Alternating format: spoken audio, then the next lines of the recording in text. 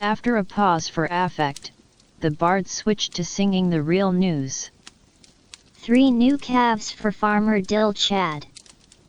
But, as you may have heard, the Dill is sad. For, even as the calves are fit, the calves were all bulls, a new cow he'd rather have had.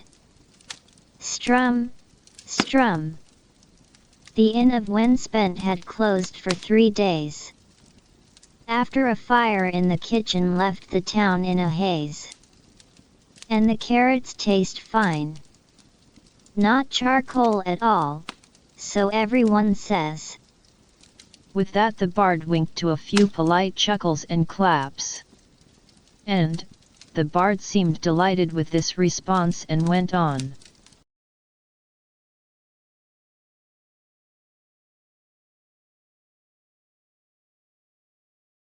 So, hello and welcome. We are Wild Art Fly Free and we are all about creativity. This is our project where we are building a fantasy world out of stories. So okay. Building a fantasy world is a seriously big job. And, because we always start in chaos, we are never sure where we are going, and we definitely don't know how we might get there. But, that is the point, isn't it? We are dedicated to finding a place that no mind has ever been before, so if we have no idea how to get there, then at least we know that we are going in the right direction. So then. That's our plan. We fill our world with chaos and then we use the chaos as the building blocks for our world. At the same time, we are learning about making YouTube videos and even how to build a YouTube community. Okay, well, thank you for your interest, and if you think you might enjoy building stories into a fantasy world, please feel free to contribute.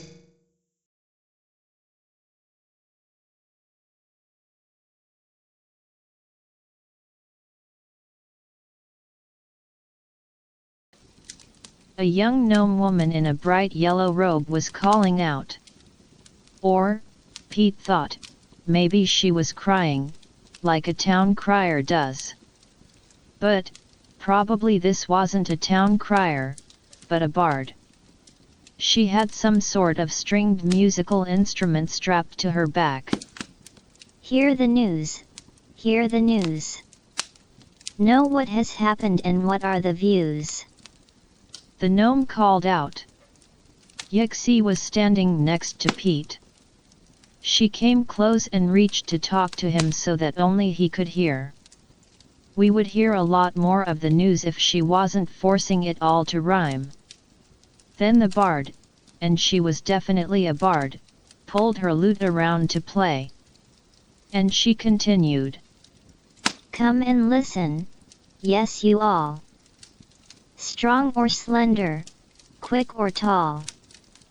The stories of today that we all must know. Hear what is happening, so the truth can grow.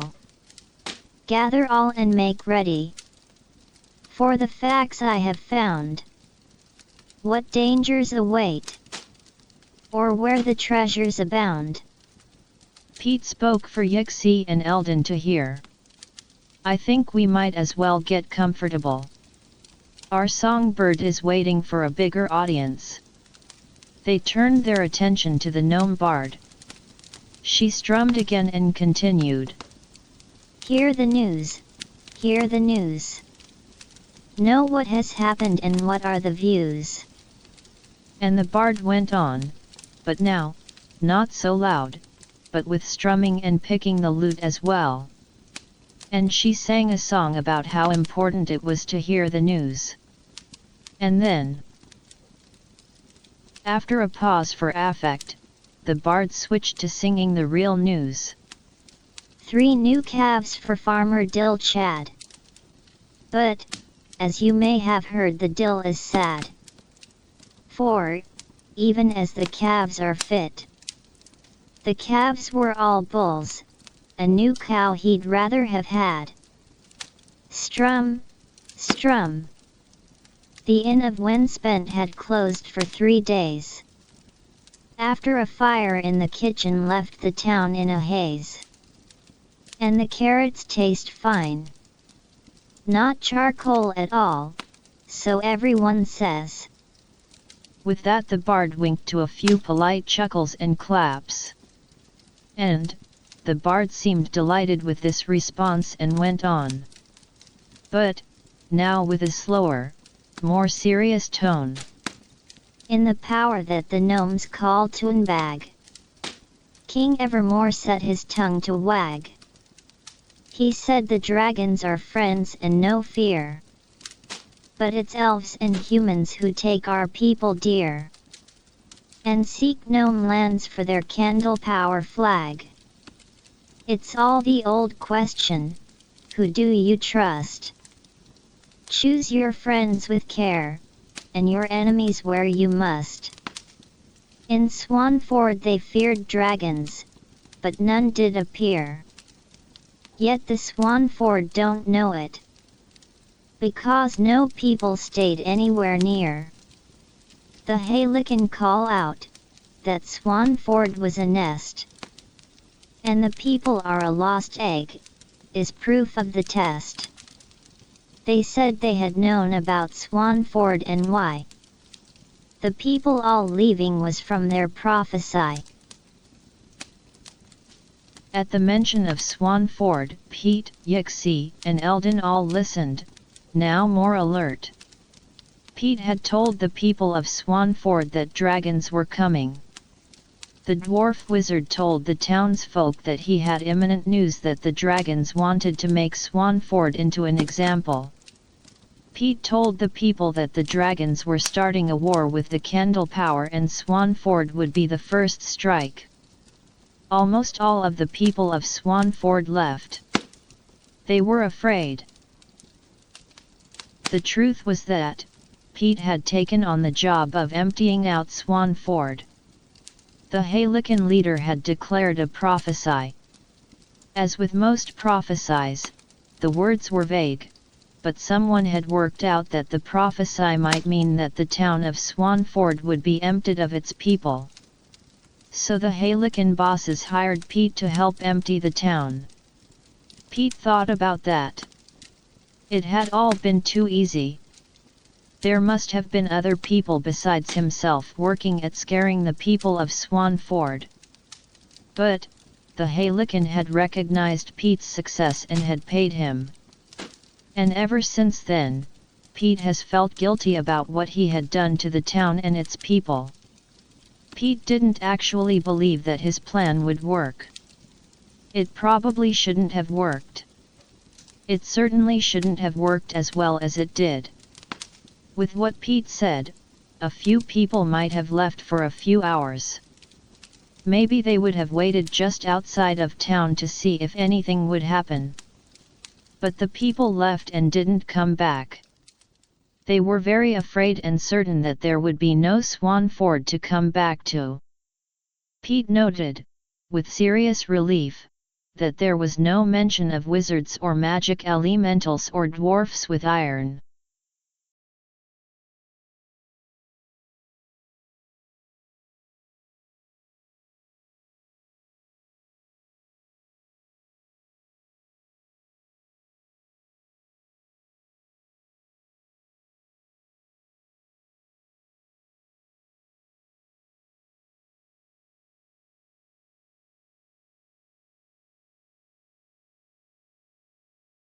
Some time before now, the goblin adolescents had been working on a pirate boat.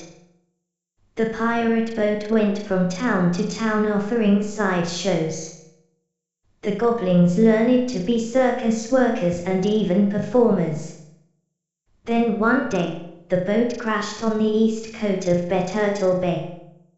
With no pirate boat to work from, our goblins split with the other sideshow community and went into the wilderness. The now young adult goblins then decided to become what they called adventurers. We have some ideas about what happened next. We want to move many of our stories further to the west. So, we were thinking that it might be fun to join a wagon train. Old American westerns have a few story cliches that deserve being played with. We also want to give our goblin guys some musical abilities and instruments. So, with that in mind, we will include a bard in the caravan traveling west.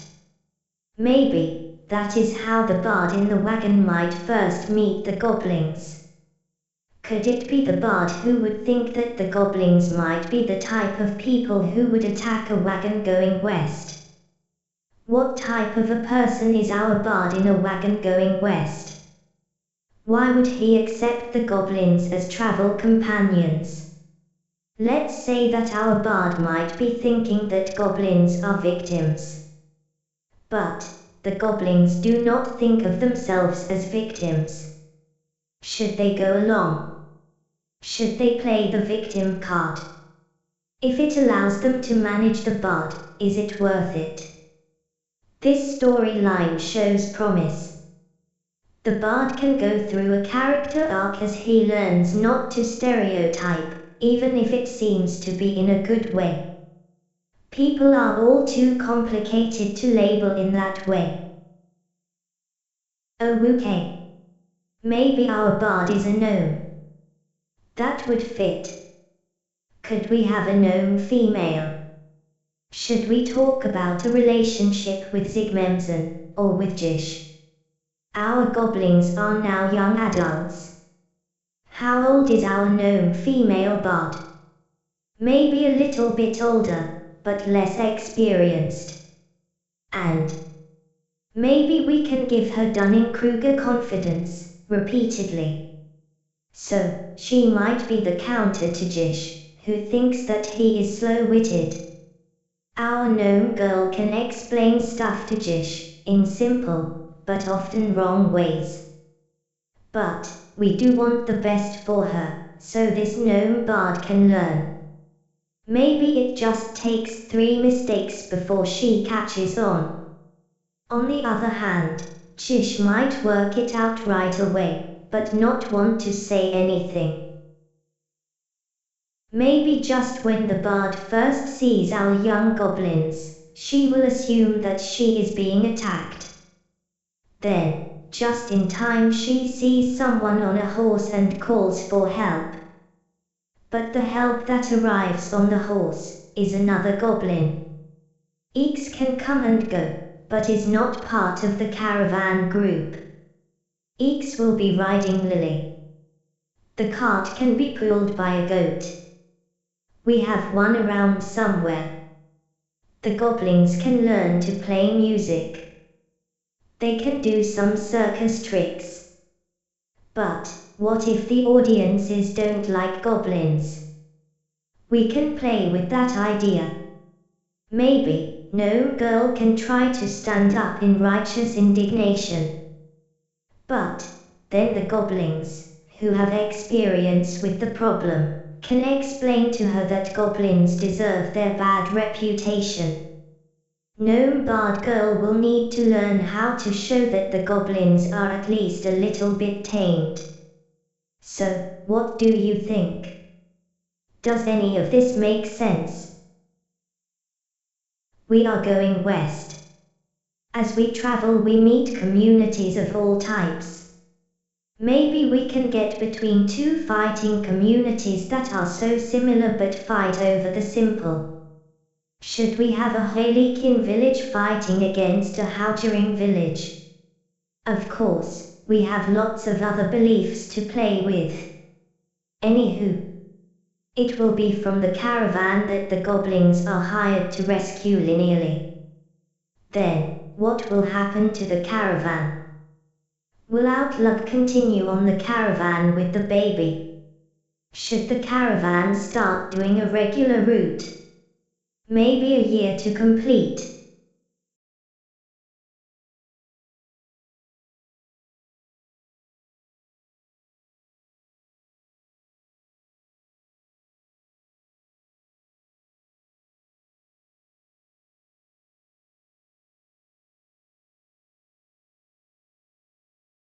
So, we have taken some story bits and built some new stories.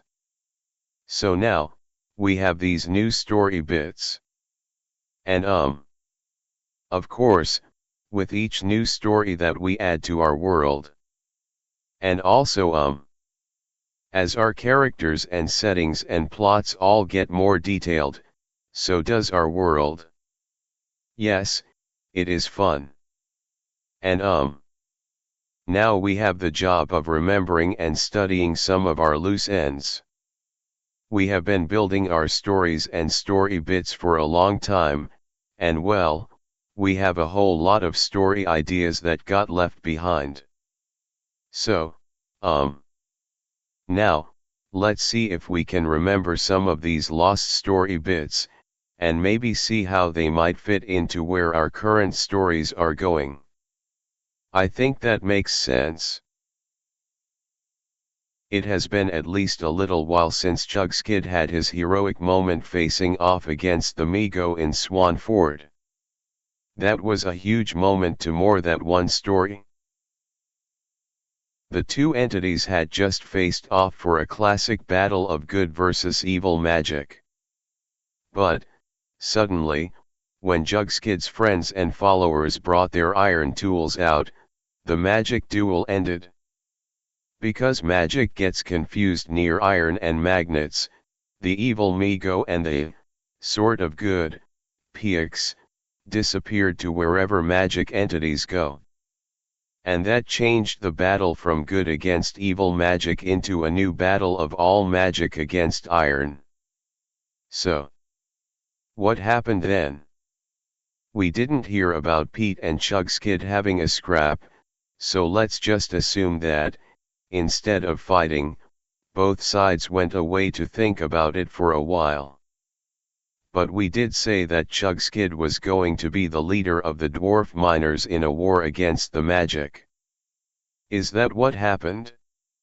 How would that have happened? The world is complicated and so is politics. How much would this be an expanded war against magic users, and how much would it be about dwarf heritage and nationalism? And, how would the rebel dwarf iron miners have fit in with some of our other world stories? We have dragons that are maybe considering expanding their territory. How would a war between magic and metal affect a war between dragon kings and humanoid kings? Isn't it annoying when you have a perfectly good war going on and some other war comes along to mess up your plans? Another group that is at loose ends is the Chippia. We do know that they will be allies on the side of metal. After all, magic hurts the brains of the Chippia in the same way that iron messes up the magic. Maybe the Chippia will be the main instigators in the war of metal against magic? Could that lead to some good stories? What do you think? And, well if we talk about the Chippia, then we should also think about the Bayajai. That is, the brain in a jar intelligence. The bug people must rely in magic to keep their bottled ruler alive. So, they would certainly be on the side of magic. So, they must be the enemy of the Chippia. Is that something we could play with? Could we somehow build a Romeo and Juliet type of love story? Can you think of any way to have two of some sort of people who can fall in love, despite being on opposite sides of this fight? We really don't have any ideas for this yet, so please send us your ideas. Can a robot love a bug person? That would be awkward to write, but that's the fun, isn't it? Or, maybe we could have a humanoid servant from each group. Or, really, think up something that no one has ever thought before. Consider it a challenge. And, leave your thoughts in the comments. Thank you.